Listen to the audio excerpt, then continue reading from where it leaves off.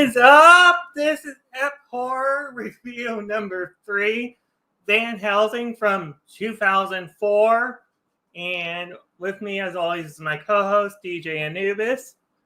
And happening all. We are talking about Van Helsing, a really fun, action-oriented action horror-oriented film. And it has an all-star cast in it. From Hugh Jackman, Kate Beckinsale. Hold on. Hugh Jackman, Kate Beckinsale, Stephen Sommers directed it. The same director as The Mummy from 1999 and a sequel. Also in the cast is Richard Roxburgh, David Wenham, Will Kemp, Kevin J. O'Connor, and Shuler Hensley, whoever that is. Frankenstein's monster. Yep.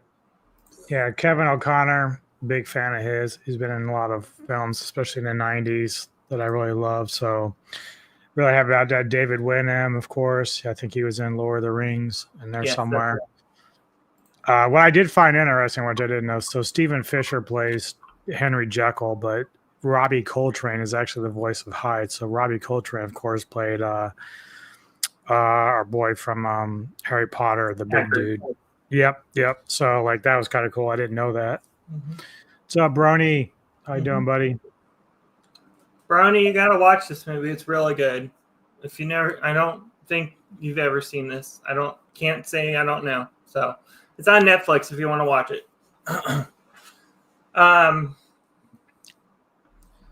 This, to me, is how... he's asking you how you're doing. Doing good, brother. Doing good. Yep. This, to me, is how I feel you do a universal monster, in a sense. You could do it this way. Now, the question I was going to... So, remember on... I want this as a future what if this is possible on your channel. I want to see what if the underworld and the Van Helsing universes were a shared cinematic universe. Yeah, it's actually a good what if possibility. I mean, kind of surprising they never really kind of went down that route, because the Underworld series does deal with humans, especially as you get into the later films.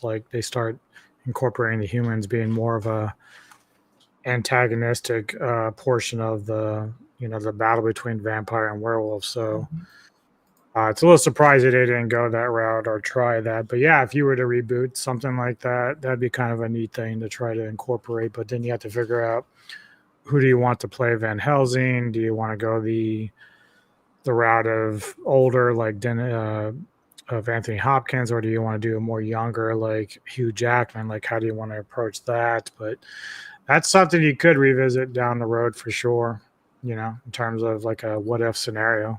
Mm-hmm. I really enjoy the creature designs for this. I don't, from the classic, I like how for this movie, I don't know if this is the same Van Helsing that's in the original, Dracula and all that stuff, where this is like an ancestor. That's one thing I don't know. But they played around with it a lot of times. I mean, most of the time when you watch, the vampire movies with Dracula and stuff, it's always like an older version of Van Helsing. Obviously this one deals with a more young version of him, but there's been TV series Van Helsing where they actually have the ancestral daughter or granddaughter of Van Helsing doing the role. So it depends, I am honestly a big fan of these creature designs. At my first experience, me and Brony, when we were in high school, we watched we got to see the original Dracula on DV on whatever thing. So I know, Dracula's origins are tragic. It's a really sad story.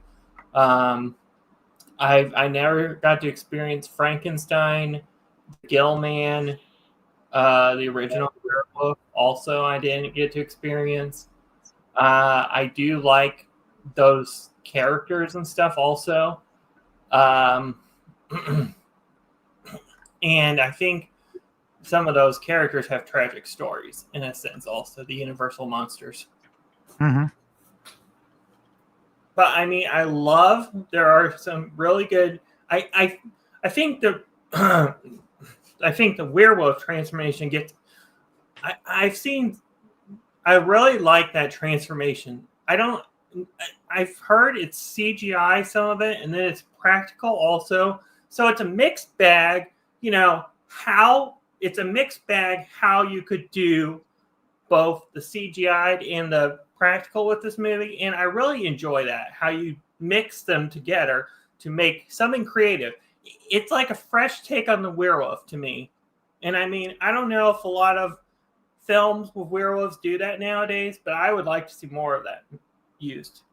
Well, they attempted that in Bad Moon, but that one, when they did the CGI towards the end, it looked off, like it wasn't very good. But then again, this is the late '90s when they did that film. This was the early 2000s. Now, my issues with this film are more in, like, it's kind of funny because they actually did very well with the werewolf. They actually did very well with Frankenstein and even Hyde. But my issues with the vampires is, like, when you think about vampires and practical effects, like they should have used more practical effects with the vampires. Like, I thought they really dropped the ball there and got a little lazy with that. Because when it comes to, like, the brides are beautiful, but the whole, like, CGI transformations, like, I dislike it. Like, I can live with, like, the eyes and the teeth when they kind of grow. Like, that doesn't really bother me too much. But it's when they start going into their bad form that I'm just like, I don't really like that. Like, yeah,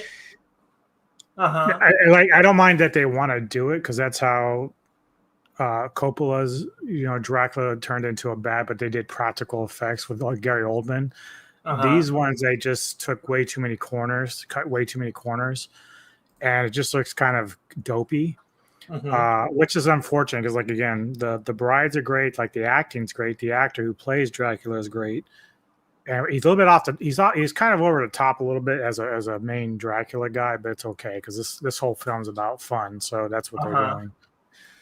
But it's just when it came to the vampires, I was a little surprised where, like, in terms of, like, the transformation as opposed to the werewolf and even the look of Frankenstein, which I thought was brilliant. I love the concept with Frankenstein in this and what his purpose is. It's really kind of a fun film. I mean, it doesn't really steal from the film too much, but that's really, like, just one of my letdowns is with the transformations of the vampires. I think they're cool. They're pretty cool also for, doing.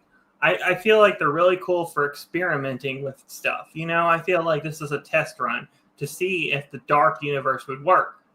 I would say this is before the dark universe happened. If you know what the dark universe is, this is Universal's, like, cinematic universe named for their projects that they plan. I don't know if they're still doing the dark universe or not. I'm not really. They may not, because Tom Cruise is in the original Mummy one, and it didn't do very well. So I think part of the problem is the films themselves aren't really connecting with people right now, which I love the idea behind it, but when you're not, like, I don't know, like, if you're doing a Mummy, man, just stick to the basic principle. Like, I think in their version they had, like, a female mummy or something. Work with a female, I don't think. Well, it could, but the reality is, again, it's like you're trying to do something new with the universe. You don't really have to reinvent the wheel too much. You can still stay with a man, mummy, pharaoh, whatever, and go that way. But again, like, I haven't seen the Mummy, but I've heard just god awful things about it. So, like, that's part of the Tom Cruise. Yeah. I've seen it, and it's decent at best. Decent. I would like, if they could, I would like to see a sequel, because I would like to see different other mythical monsters to fight against Van Helsing. I mean, there's so many that you could name off the top of horror stuff that would be cool to see. I mean, I'm sure Universal has other IP characters other than just some other monsters in the genre of Universal monsters other than just the Universal monsters. Now, which ones, it varies. I don't know per se, but I think it'd be cool to do something like that. Yeah, I mean, if they do it right, I mean, again, it's just a matter of picking and choosing your stories well and the actors involved and, how much money you're going to put into it. If you're trying to go on a level like the Monsterverse or Marvel, you're going to have to really put some cash into it and hope that you put something together good enough. I don't remember if initially when they did The Mummy, if they were planning on doing that dark universe. I think it was kind of like an afterthought, maybe. I don't remember. Mm-hmm. But it's not from Castlevania. Brony was asking in the comp. It sounds like from Castlevania. Yeah, I mean, Castlevania, its own monster, which is really great series, animated series. I love that series. So, but yeah, Van Helsing is not part of that. But so to get into this plot, movie starts out in 1887, Transylvania. Victor Frankenstein, aided by his assistant Igor and Count Dracula, they create Frankenstein's monster. Dracula kills Victor Frankenstein when he refuses to go along with the vampire's designs for the creatures. Igor, revealed to be under Dracula's pay, watches impassively. I think you said that's Kevin J. O'Connor, who's Igor. Mm-hmm. In fact, yep. As a mob storms the castle, the monster flees to a windmill with Frankenstein's body. The mob burns down the windmill, seemingly killing the monster. A year later, Gabriel Van Helsing. So this, I just want to make sure this is just, if this is him. Like, I mean, but I think this. You're right. That this is the same Van Helsing. Just a bit younger, like you're saying. Yeah. They're approaching it different because obviously in the other films, Van Helsing is much older. Whereas this one's just this to me, because around the same time they made The League of Extraordinary Gentlemen, which is a really good film as well, and they touch a little bit on Hyde and stuff like that. So even though Van Helsing is not in that, they both have a very action oriented vibe about them. So this was to sort of bring Van Helsing into a more action type of character rather than the more horror aspect. We do have horror elements, but they're not wasting a lot of time on trying to scare you, as they are just like, oh, we got monsters and we got a monster killer. That's all this really is. And so that's what Van Helsing's doing. This definitely does feel like a horror movie, though. It has to be. I would say it's categorized in that. Well, it's like I said, it has horror elements. You've got the horror monsters like Dracula and the werewolf, but it's not a movie that scares me at all. Like, I don't get scared watching it. Like, to me, horror is a little bit more of the scary version. But I knew going into this, like, what I was going to get into. So I knew it was going to be more action oriented. Could you say this is a more tamed version of horror? Yeah. I mean, it'll always be classified in the horror genre because you have Dracula, the werewolf, but it's just not designed like a lot of your true horror movies. It's not the same vibe. Mm-hmm. Like if you were to watch, Coppola's Dracula or my next pick, Suspiria, those are like true horror type vibe things. This is more just, you're coming off like Hugh Jackman is doing. This is around the time he's doing Wolverine. Kate's doing Underworld. So she's doing these action. Even Underworld itself is not like a true horror movie. It's vampires and werewolves, but it's all action based. It's all just more action and more exciting. Dark, cool. Yeah, so it's got these horror elements because of the creatures involved, but it's more action oriented, and so they're kind of playing up Hugh Jackman as this cool fucking version of Van Helsing, and it works. It works. He's got all these cool gadgets. Karl, who's like this friar, played by Wenham, that like, yeah, he's like, kind of quirky and funny and cracking jokes. But he's almost like Q from James Bond. You know, he's got, oh, I got this. You know, so it's like that's go ahead. exactly who you say. That's exactly who Karl is. Mm-hmm. They actually, funny enough, Van Helsing has a prequel. I've never seen it, but it's animated. It's a prequel to the movie, and I think it actually has like it's called Van Helsing: The London Assignment. It came out the same year as Van Helsing in May 11th of 2004. When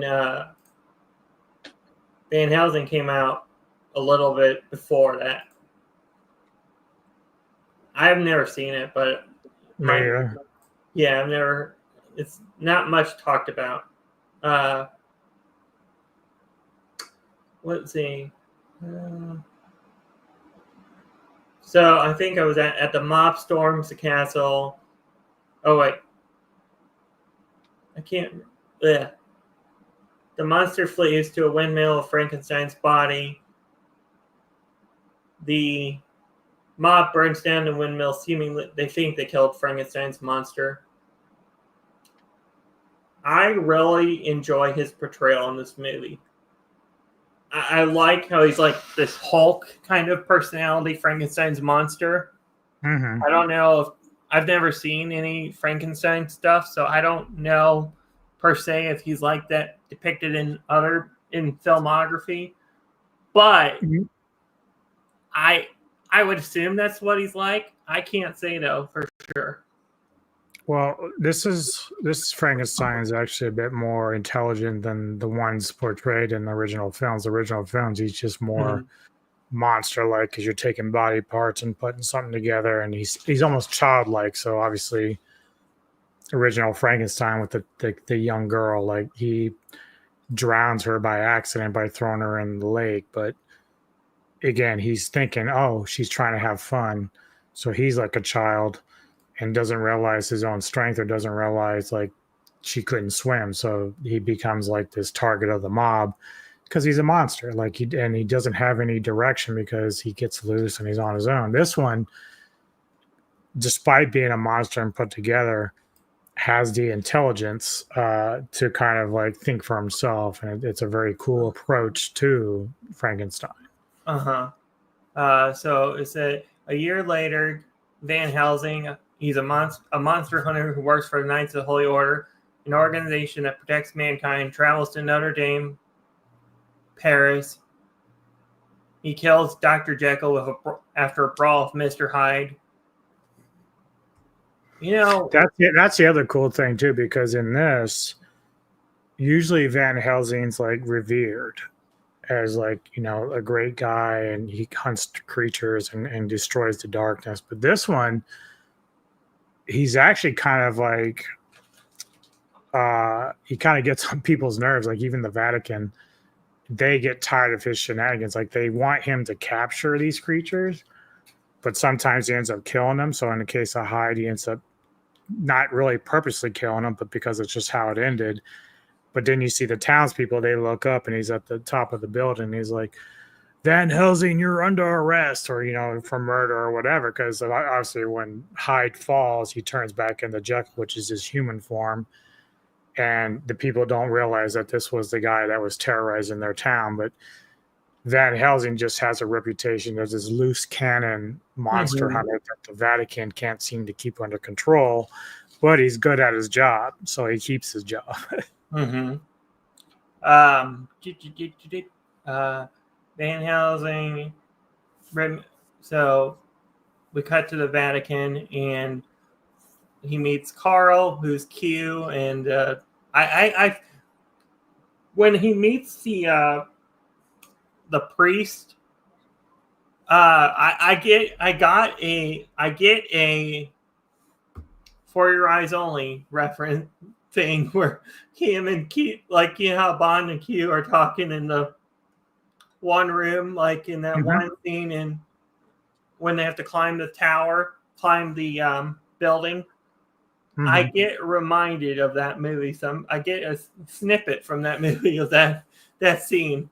Well, I'm sure if you've ever seen, like, I've never seen any behind the scenes of this film, but I can pretty much guarantee that Jackman and Wenham probably were doing that James Bond thing with this whole idea. Like, that was like the setup, the nod to all the James Bond films with Q and Bond, because it's exactly how it's played. Like, he starts, Van Helsing starts touching that like bomb thing. He's like, "Oh, that's still one of a kind. Yeah. You can't play with that." And he's like, well, "What's it do?" He's like, "I don't know yet, but we're gonna find it. We might need it." So it's always fun to watch them do that because it is a nod to the whole James Bond idea. And I do say I love that crossbow. That crossbow is awesome. Man, well, I'm sure we'll be getting into that with the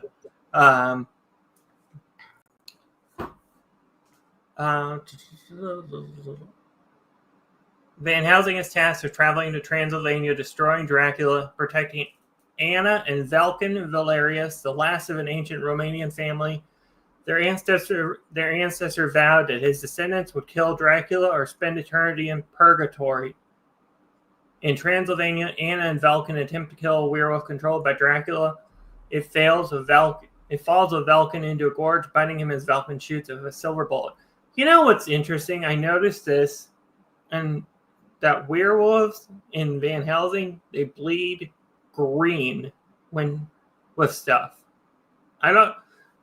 So when they're so you remember a scene in the, so I'm sure you watched this today or whenever, but so the scene with the werewolf and in the cage, they shoot it and it's got green blood oozing out of it. I don't know. I just noticed that for the first time when I watched this movie. So I'm like, that's some cool effect to make that color of the werewolf. Yeah, I didn't really catch that, but that's an interesting position because I've never seen that either. Usually it is a red blood creature, so pretty interesting.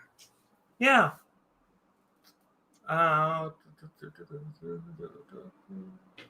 Yeah. Vulcan shoots a werewolf and he shoots it and kills it with a silver bullet, and he gets turned into a werewolf. Van Helsing and Karl, a friar, Q, a weapons inventor, AK. They arrive at a village. They join Anna's fight against Dracula's brides, Verona, Mariska, and Alira. Ah, yes. My brides. I love my brides. Alira. So how they did the flight for these creatures, so they actually had them jump like actually from the like when the one vampire jumps off the thing and then flies toward Van Helsing. She actually did that. Like they did that practically, and then they added in the CGI. So I actually did send you a picture of the brides in case people want to see them, because that's always fun. Yes. Obviously, Verona, who's the middle one, she's like the eldest, and then you have Alira on the right and Mariska on the left. So very, very good actresses. They look great in this. Again, I love them like this, like where they're kind of in the half vampire mode. They got the eyes and the fangs, looks fantastic. But once they start going totally into bat form, I'm like, I don't know if I like that too much.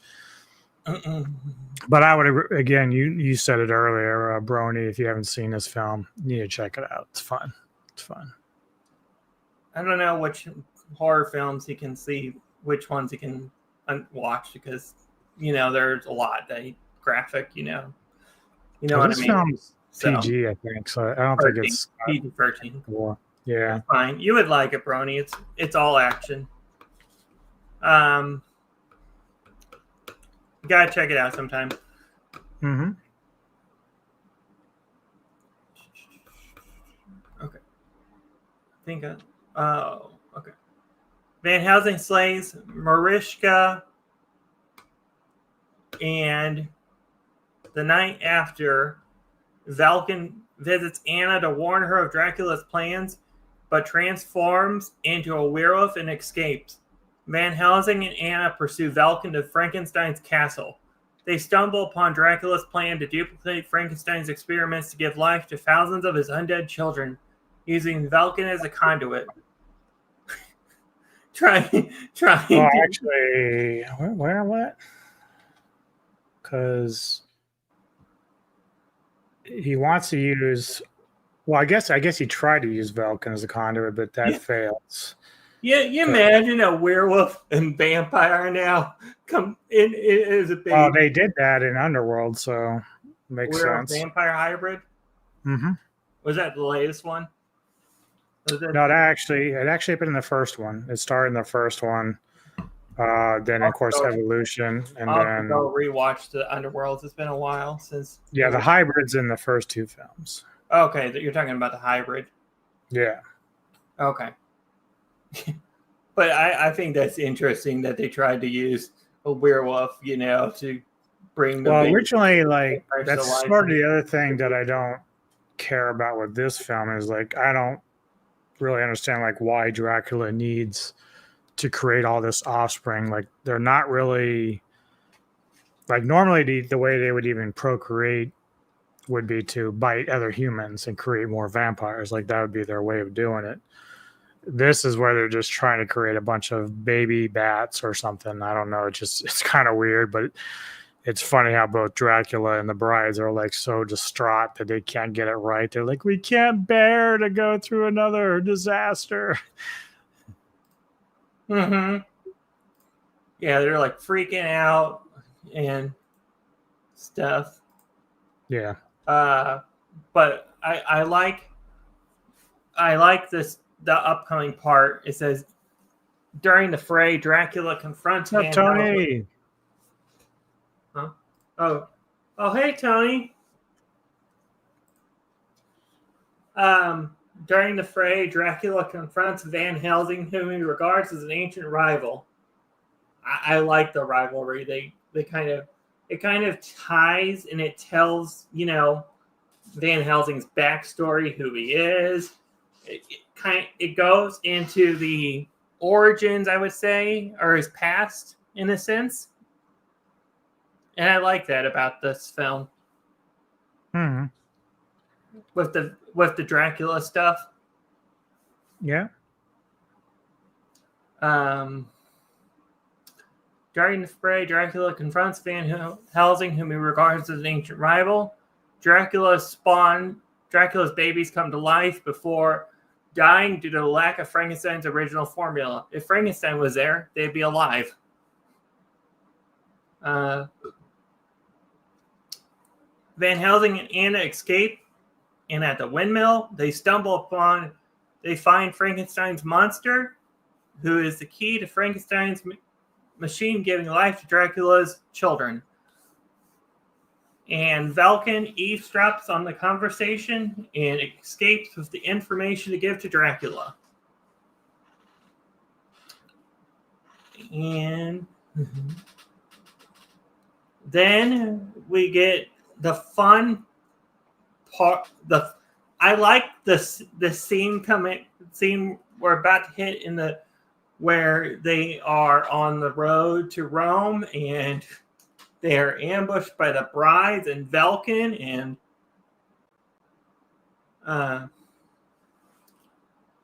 and Verona falls for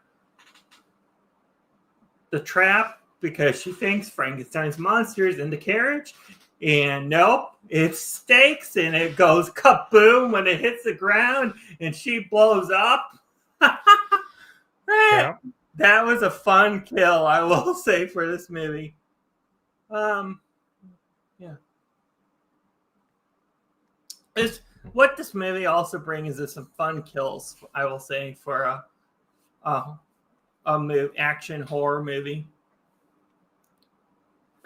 Yeah, the thing is, I do enjoy that they approach it differently. Like I said, I like the idea of a younger Van Helsing, and of course the whole gadgets and gizmos and stuff. But I'd almost like to see a serious version of this film made where you take the comedic aspects out of it and just kind of go with a serious, like, cool kills and, like, bloody deaths of the vampires or werewolves or whatever they're fighting. Like, I would like to see a serious take on this, because this would be a lot of fun, I think, to do something like that carriage kill, which is actually pretty ingenious. Yeah, I wonder if Universal would ever, do that direction, a new IP with Van Helsing, or even, I don't know. I mean, I think they might be rebooting it, but I can't be for certain. But I do agree, though. I want a dark, I want like Jason Statham in that role,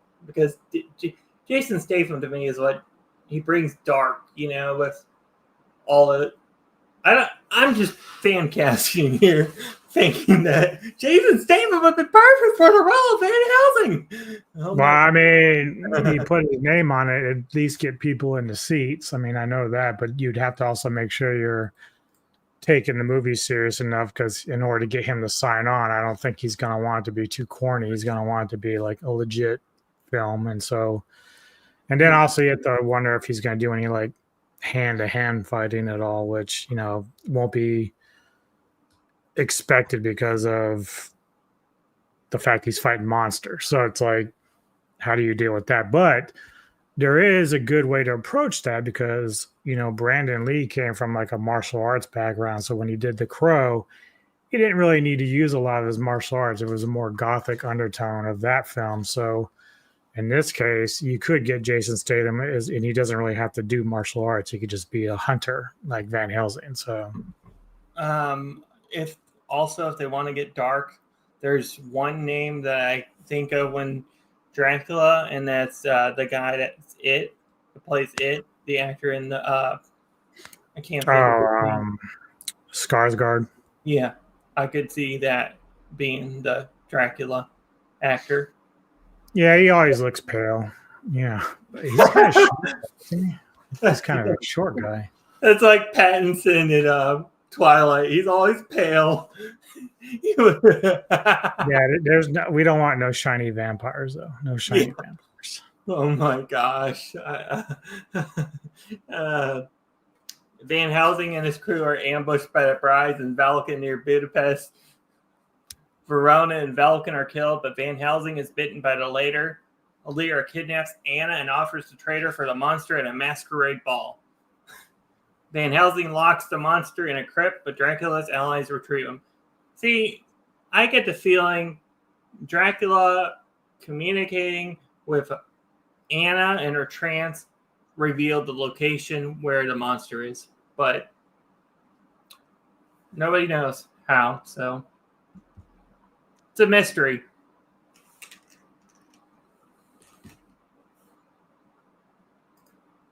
It's definitely a mystery how they discovered where Frankenstein's monster is, even though they put him in a crypt. It's an unsolved mystery. It might be just one of those film foobars they just overlooked, but we're supposed to overlook it with them. Van Helsing and Karl rescue Anna and escape from the masquerade guests, who are all revealed to be vampires. Yeah. At Anna's castle, Karl explains that Dracula is the son of Valerious the Elder. He was killed in 1462 by the left hand of God. Dracula made a pact with the devil and lived again. Valerious was told to kill Dracula and gain salvation for his entire family. Unable to kill his son, he imprisoned him in an icy fortress. A fragment of the painting which the cardinal gave Van Helsing back in Vatican City opens a path to Dracula's castle. So it was the cardinal. I thought it was a priest. Close enough. Close enough. And the actor is an English character actor. That's the kind of actor he is. You talking about Armstrong? Uh-huh. Yeah. They find a monster who reveals that Dracula possesses a cure for lycanthropy because only a werewolf can kill him. Van Helsing, fighting the curse, sends Anna and Karl to retrieve the cure, killing Igor in the process. Van Helsing attempts to free the monster, but is struck by lightning, bringing Dracula's children to life. Dracula and Van Helsing turn into their bestial forms in battle, and boy, is it a fun, climactic battle. Oh, I didn't know you. I need to rewatch this film, Tony said. Yeah, I watched it the other day. It's been a while. I saw this in the theaters, actually, so initially. You know what? I think this is one I saw in theaters as well. I can't remember. I have the Blu-ray. Oh. Somewhere. It is pretty good, though. This film costs about Here we go. $160 to $170 million to make, and they made like $300 million in the box office, so it definitely made its money back.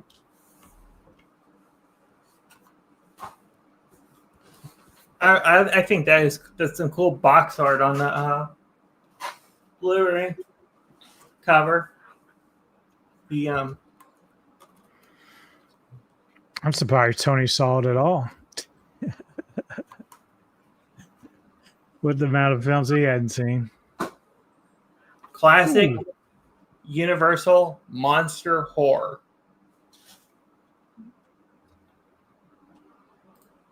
Van Helsing, yeah.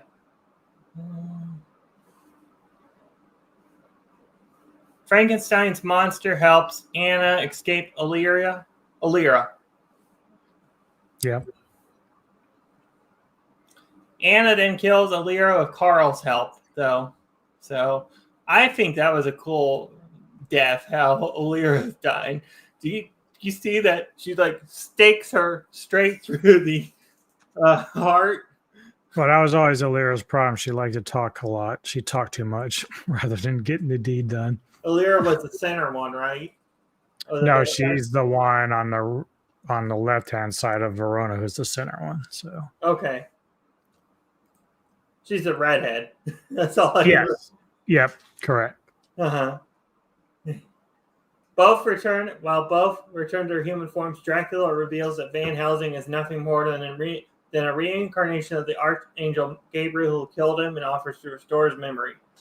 Van Helsing refuses to kill Dracula after reverting back to his werewolf form, triggering his brood's deaths. I think that is one of the cool fights, is that vampire versus werewolf versus vampire fight. I would like to see more of those in movies now. I mean, well, yeah. I mean, again, though, like you'd have to go with practical effects. You just have to have it. It looks so much better. I love the look of the werewolves in this film, but in order to get it to look right in the fights and not, a lot of cutaways or anything, you got to make sure that it's not CGI, or at least very little CGI. Mm-hmm. And I mean, I think the effects of the vampire, I mean, it's hard. I would say it's hard to do it practical, that fighting, like that, I mean. Not necessarily. I mean, you don't necessarily have to put a vampire into a bat-like state. They could have left Dracula basically in his human form because he still has the strength. It's not like he has to be. And it's super speed, right? Yeah, and they're fast. And so, it's kind even of in other movies, they don't even have, like in the underworld, they don't even go into any kind of other form other than human. So, but they're fast, so. And it's like, what movies? It's kind of like the underworld in a sense, also, like you said. Mm-hmm. Anna injects the cure into Van Helsing, but is killed by him in the process. That's a sad kill.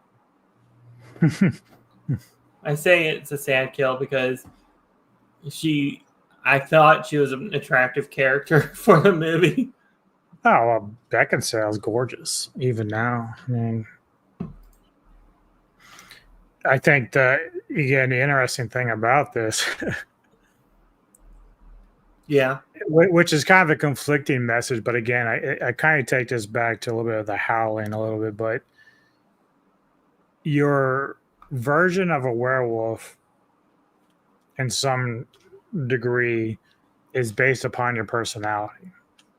So anybody that's ever seen The Howling, Dee Wallace's character at the end, she transforms into a werewolf. However, it looks more like a Shih Tzu. It doesn't look like the horrific werewolves they were dealing with in the movie. And so a lot of people are like, well, this doesn't make a lot of sense. It's like a weird display of what the werewolf should have been on that camera. But I think a part of it is because at the same time, her character is knowing her end's coming because they're setting up to be killed, but she's also crying, she's emotional, and she's not evil. So like a lot of the werewolves that were in that film were dark people that had dark intentions. In this case, with this film, you know, Velkin, even though being the brother of Anna, was a good dude pretty much, he couldn't control any of his emotions being the werewolf, so he was always doing nefarious things. Towards the end there, when Van Helsing's in his werewolf form and he ends up killing Anna by mistake, he has this moment where he turns to Karl. Karl's like, what'd you do? And, you know, you can see the look on the werewolf's face of Van Helsing that he looks sad, like he knows he hurt her, not unintentionally. So even though it doesn't really, like if you were going to sit there and say, well, the werewolves shouldn't have any control of their emotions, they should just be who they are, I think that's kind of like what the director was doing, saying that Van Helsing's actually a good guy who, even in a transformative state, is strong and somewhat out of control, but at the same time, when he knows he fucked up and hurt Anna, that he can feel that. And that's why he's like doing that howl that's like a crying howl when he's holding her before he transforms back to Van Helsing. So that's pretty much how I interpret it, all that stuff that's going on. Van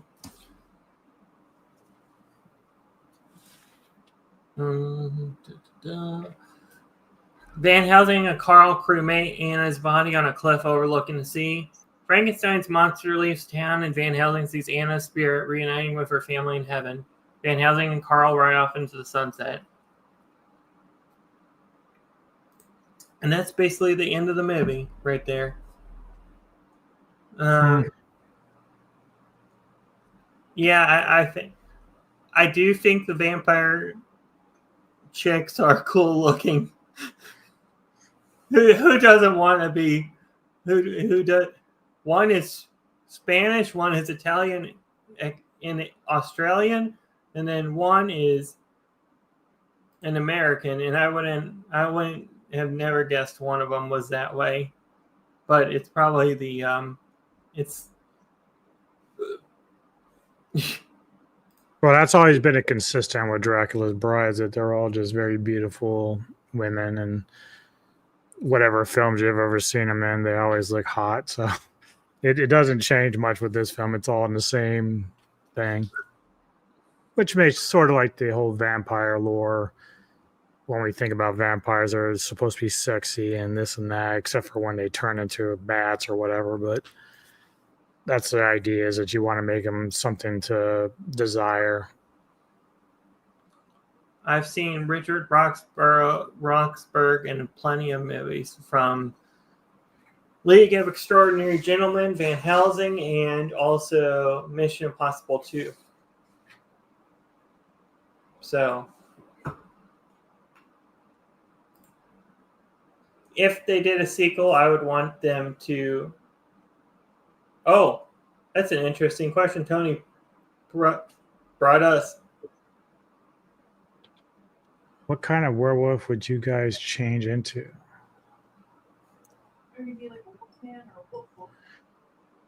Well, obviously, I think for myself, it'd always be a lichen, because the idea is being a werewolf is cool, but if you don't have any control over your behavior or when you change, like that, you're basically a slave to the moon, which is generally what is part of the werewolf lore. But lichens, they can change at will, and they can do whatever they want, and they can actually still think while they're in a wolf form, so they can still be intelligent and do things. So I'd be a lichen for sure. Is shapeshifter a type of werewolf? It's a general description of a person that can shapeshift. Usually it's born out of Native American mythology where you can shapeshift into a bird or, a wolf or elk or something. So, and then at other movies, they say you can shapeshift into a snake or something, whatever it is. So, are lichens weaker than a werewolf? Actually, no. Quite the opposite, actually. At least in terms of the Underworld series, Lucian, because he was like one of the different ones. Like all the other werewolves or lichens that had switched over to a werewolf initially through William had no thought control. They never changed back to human either. So those ones were always werewolves. They were just in werewolf form all the time, but they couldn't really think for themselves. So the only reason why in Rise of the Lycans Lucian had control is because he was able to convey his message through his wolf form to follow him. So they respected him as like this higher version of themselves.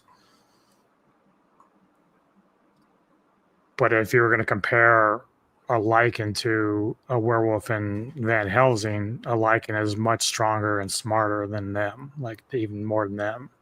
And chances are that werewolf in Van Helsing would probably end up following the lichen because the lichen can really destroy Dracula at a whim. If I was to be one, though, I think I would do a lichen as well, like you.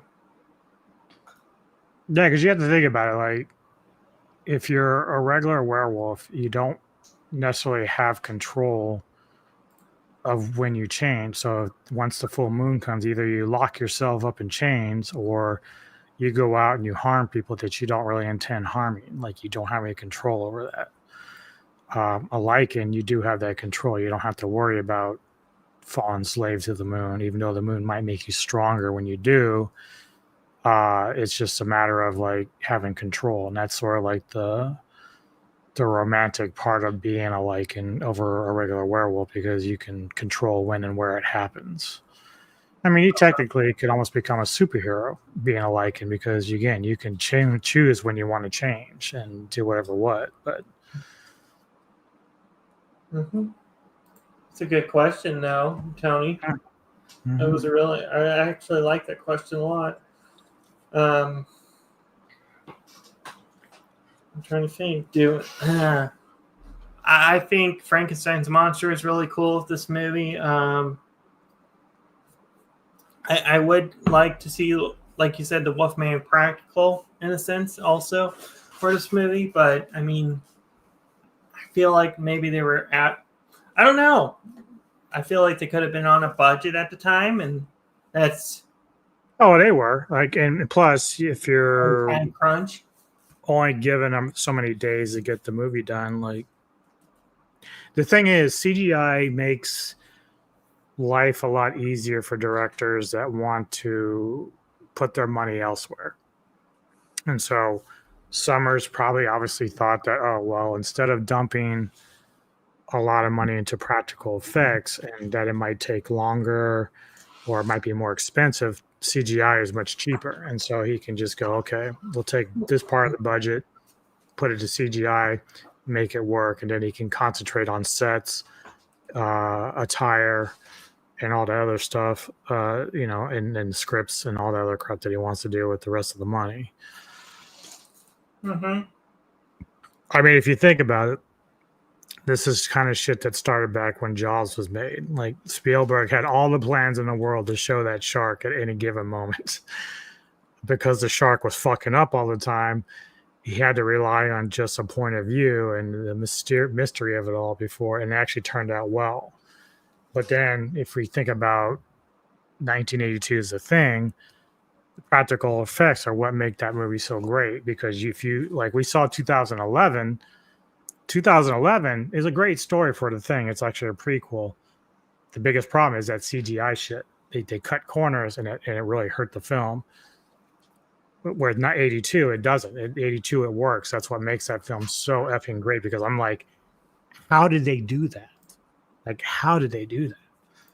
And so I love that. I love that about The Howling. So that's why I'm very picky with my werewolf movies, because if you're going to do a werewolf movie, it's got to be practical. And I know sometimes they do some where it's very cheesy, and I at least give them credit for the attempt. But if I was ever to write or direct, I won't say direct because I'm not a director, but if I was ever to write a werewolf movie and this director says, okay, well, how do you want this budget spent? I'd be like, my budget's going into practical effects. Find whoever did The Howling or American Werewolf in London, bring whoever is an apprentice of those people and come do my fucking werewolves. That's a must. A must. If they remake the prequel, the effects got to be better. It's a decent movie other than that. Are you talking about the 2011 thing? I'm assuming that's probably what he's talking about. Because the movie's great. Are you also talking about that? Like if they did that with the werewolf and American Werewolf in London, in that sense, also. Well, they don't have to redo that film. There's no reason to go back and remake that.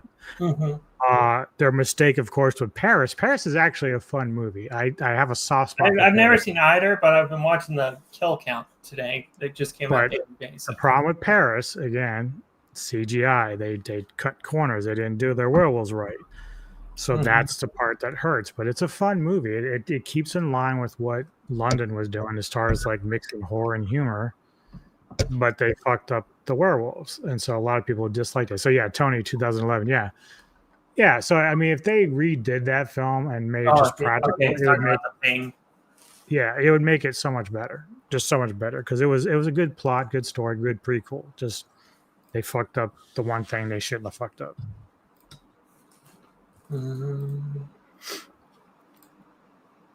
I think the Igor is. Igor is so popular enough that the Universal did a version of. They've got a version of Igor now for Monsters Universe or whatever, their Epic Universe down there in Florida. And then they did and then they got their other IP, The Invisible Man, as a. And I've seen that original Claude Rains movie. I never saw that 2011 remake, but I could see this if I don't know how they would. I do want the dark tone, but I don't know how. How do you go in the dark tone for Van Helsing?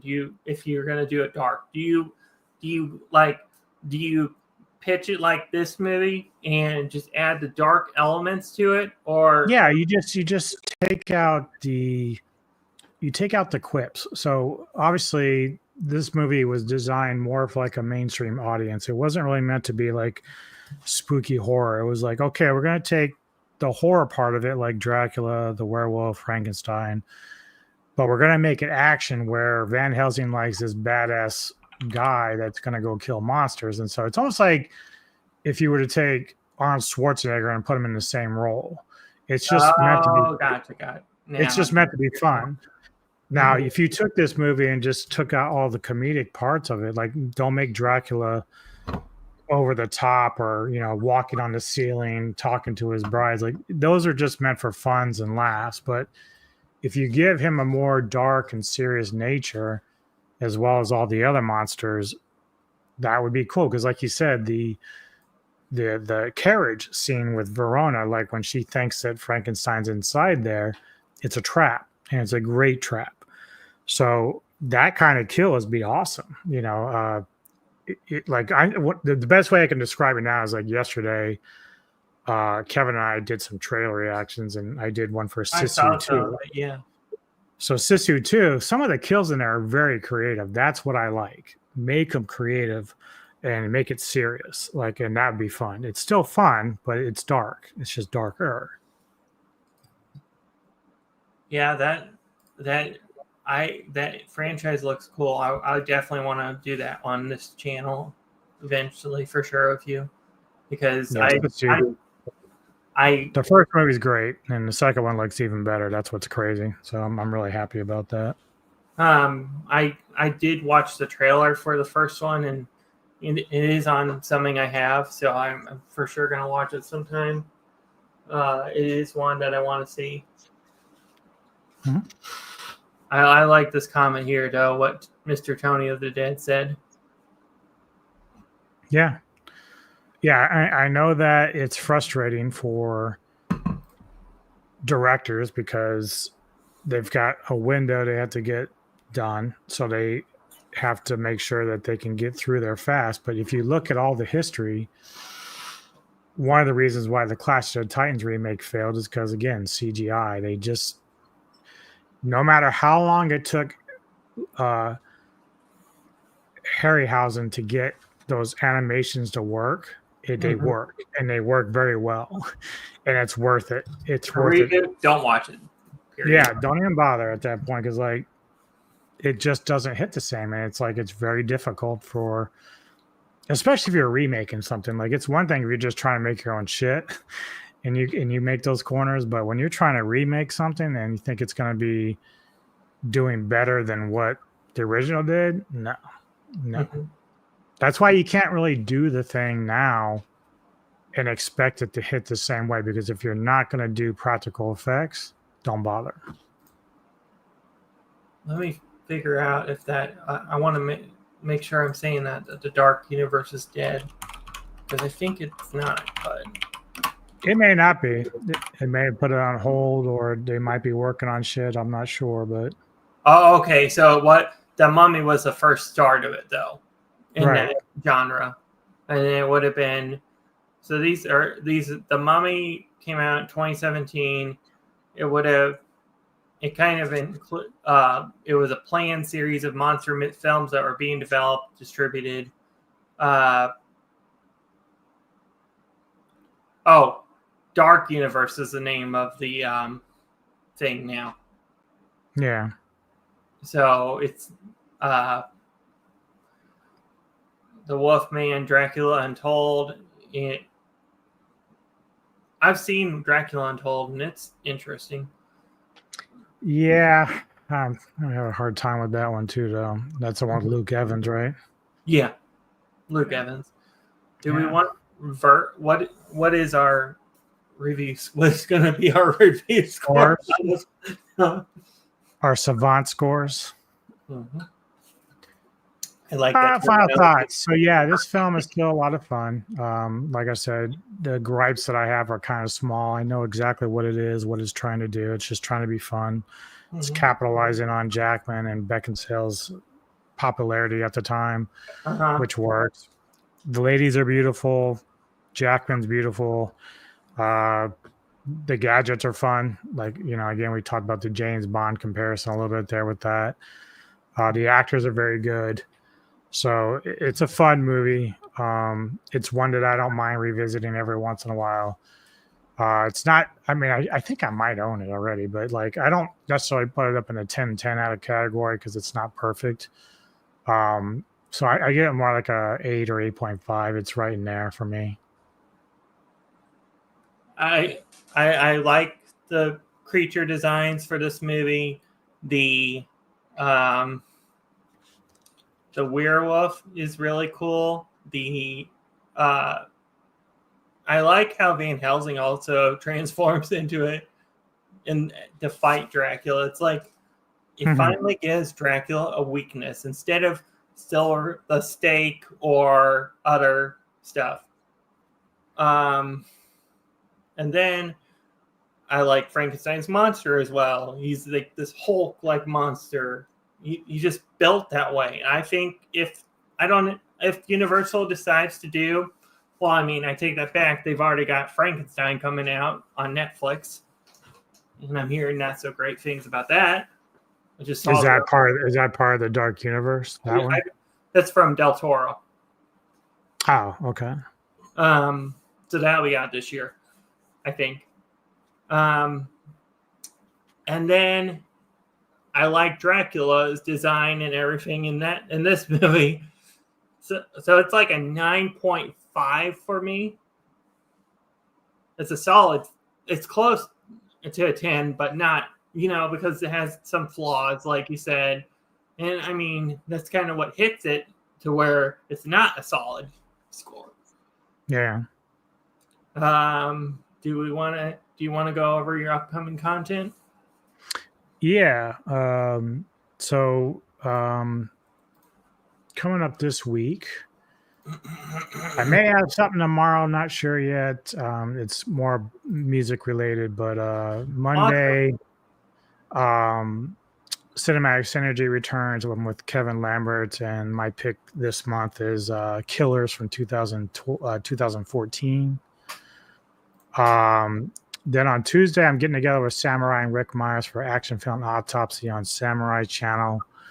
Got a bunch of movies and series to review. Some of them are like Peacemaker, Alien Earth, Weapons. I haven't seen Alien Earth.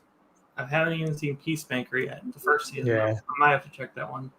Yeah, that's a fun series. Wednesday, obviously, Mr. Tony and I are going to catch up from this past week where we didn't get our stuff done. But my pick will be Invoking Yell, and his pick is Spheres from 1997. Was the week after? Is that Yummy then? Is that the plan? Yeah. Thursday, Poetic Carnage returns for the NFL football season. So Neko and Edgar Allan Poe and I are going to talk a little about football, our picks, our division winners, and playoffs and stuff like that to kick off the season. Friday, I get with Kevin Lambert again for Retro Movie Show. We were actually reviewing Passenger 57 with Wesley Snipes. And then later in the evening, I'll be joining this guy over here next to me, little guy, for Vintage Cult Cinema, and we're going to review The Last Boy Scout with Bruce Willis and Damon Wayans. And then going into Saturday is my next pick for Savants, and we're going to continue with the horror theme. And he's got my little picture down there, as I am choosing Dario Argento's Suspiria, which is my all-time favorite horror film. And he's going to experience it for the first time, Mr. Olvin there. So that's going to be a lot of fun. I'm ready for this. You're ready for this? I'm ready for this. Yes, I am. Brony, I wouldn't suggest watching this one, buddy. I would not suggest watching this one. You know what I want to take Brony to, and I don't know if he can, is a Toxic Avenger in cinemas. I want to go see, just to see if there's a difference between watching it online compared to, Yeah, I haven't seen any reviews yet. The only thing I saw on one title said it's a fun fest, but the original's a fun fest, but it's also kind of gory. So I don't know if they're going to follow suit with this one in the same way or not. I'm not sure how far they're going to push it. Mm-hmm. But when Tony and I reviewed Street Trash, the remake of that, they still kept kind of the gore in there and stuff. So I would assume that if you're going to do Toxic Avenger, you're still going to kind of keep that in there, because what's the purpose if you don't? You know what I mean? Because it's a trauma film that they decided to remake. So, Can I tease some upcoming stuff? I don't know if you know this, but right now I'm adding on. So we have a calendar for anybody that's watching. We have a calendar on the Sci-Fi Society calendar site, whatever. And I'm kind of adding some new stuff to it for Savants. I'm sliding in something for October 4th. I wanted to do Rawhead Rex. It is a movie that Matt Sweeney has said, oh, you need to check it out, because it was like Bobby Knip's. Tony's talking to you. Yeah, that's only because we got our times crossed. That's why it didn't work out this past week, but we're gonna fix it all this week. We're all good. We're back on schedule. No issues. But anyways, Rawhead Rex, and then maybe we can get you, Tony, to review this Shudder movie then my next after that, once you've chosen whatever. But I mean, that's he's got the time and wants to do it, sure. But as far, should I tease what's coming for Savants because we're about to hit September? I think we're up to the 27th. So okay, so I know the 13th. Sorry. After the 6th of September, we have DJ Neko with us for 1992's Silence of the Lambs. Oh, Tony's talking to you in chat. Oh, is he? What did you ask me to do? I was talking to Shayna. I didn't ask you to do anything. No, I think I had asked you if sometime down the road where yeah. So if we review a certain movie, he wants to know if you want to review it with us. Yeah. Now, I just said it's based upon what kind of availability you have. That's all. There's a creature feature on Shudder. That's like the Gill Man from Monster Island. Yeah. It's actually solid. It's got five. Neko heard. She said it's really good. Someone said it was really good. That person also said that weapons was better than sinners. Oh, well, yeah. That could be a problem too. What'd she say? Well, so someone told her that Monster Island was really good, but then she said, but that person also said that Weapons was better than Sinners, and her and I don't come away with that same agreement there with that one. And then the 20th is Halloween on September 20th. And then Anubis has The Thing from 1982, September 27th. And then it would be October 4th is Rawhead Rex, whatever your pick after that. And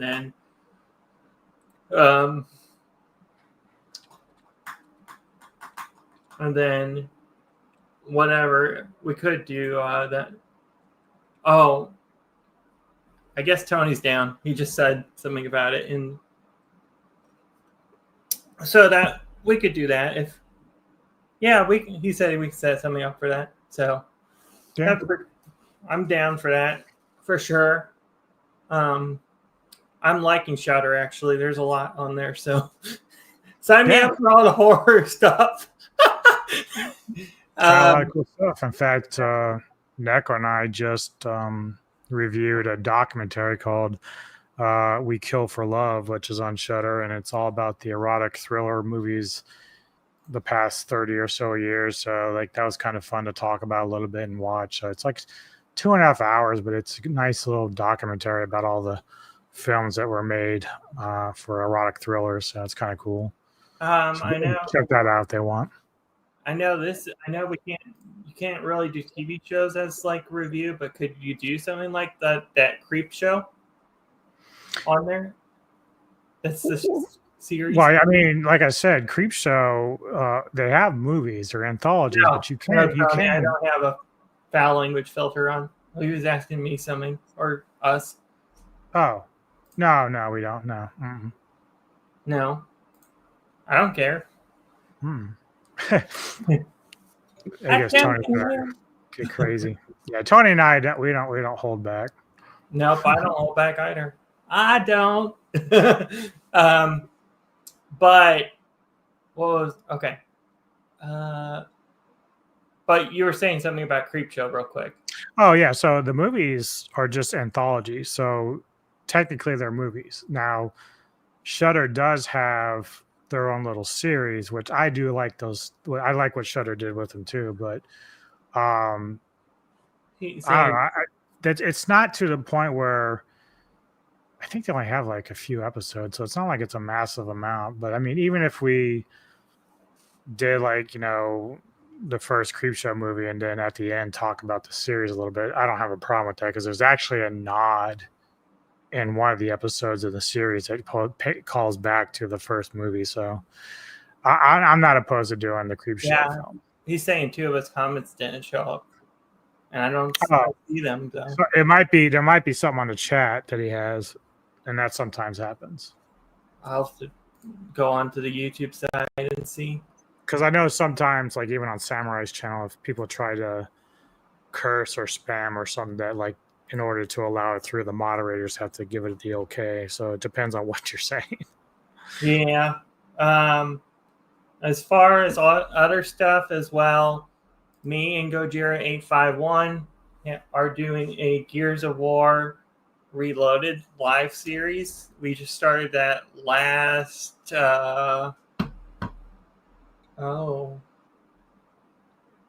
you know that one, Anubis? talking Which one? to you. He's talking to you in chat. I haven't seen the third one, no. And I haven't heard too much about it, so I but can't imagine it's that good. so me and Gojira851, we've got Gears of War Reloaded. We've been doing that on. We just started that. I think it was. Let me check here. I think we did that. We started that on Thursday. So we just started that the other night, and that's been fun. If you haven't watched the first episode, it was about an hour long. First episode. That was our first ever collab, me and Gojira851. So for sure, look forward to more episodes of Gears of War Reloaded. It's probably gonna. I don't know how many episodes it'll take for us to get through it, but it's pretty fun. The game so far. I mean, it's a remaster, so it's from. It's something to look forward to. We also have our comic show. Sometime it's going to start. Our schedules are so convoluted at the moment. It's like we don't have set. I don't know his schedule. He doesn't know mine because I'm flexible. So, but Yeah. I'm sure we'll get something worked out eventually where we can get that happening. We do have our tokusatsu stuff. I just haven't had time. I didn't get any this week to get the intro done, so I gotta work on more of that. I'm using your one band song that you sent me, probably for the opening. Okay. So all of you reach out to them, so you can get that cleared, so we can avoid the strike or stuff. Since you said you knew them. Yeah. No, and usually if it's a band I already know, then it's already been cleared. So. Yeah, but this is going to be our first show we're covering over. This is Android Kiter. This came out in 19 something. I can't think right now.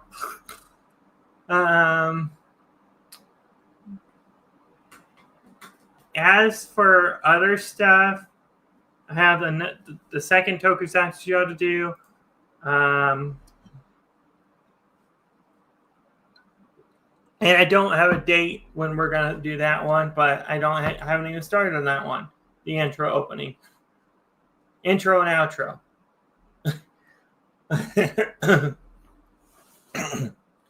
But other than that,